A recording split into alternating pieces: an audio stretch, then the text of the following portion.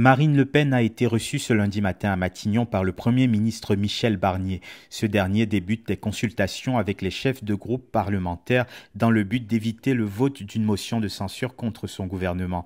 Le projet de loi de finances et de budget de la sécurité sociale a été au cœur des échanges alors que l'utilisation d'un 49.3 semble de plus en plus inéluctable. Au sortir de cette rencontre, la chef de file des députés du RN a dit avoir répété ses lignes rouges à Michel Barnier. Elle a également expliqué que le Premier ministre a campé sur ses positions et si sa liste d'exigences n'est pas prise en compte par Michel Barnier, la menace d'une censure du gouvernement va prendre de l'ampleur dans les prochaines semaines.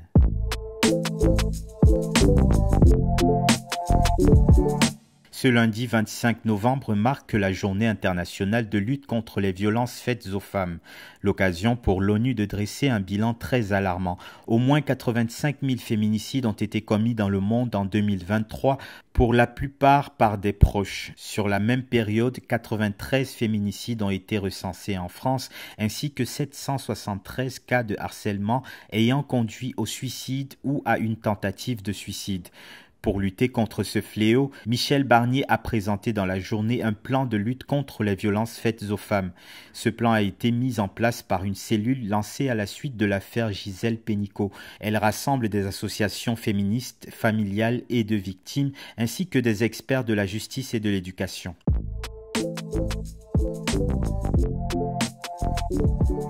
L'armée israélienne a mené dimanche une série de frappes sur la banlieue sud et dans le centre de Beyrouth. Le ministère libanais de la Santé déplore au moins 29 morts dans cette nouvelle attaque israélienne.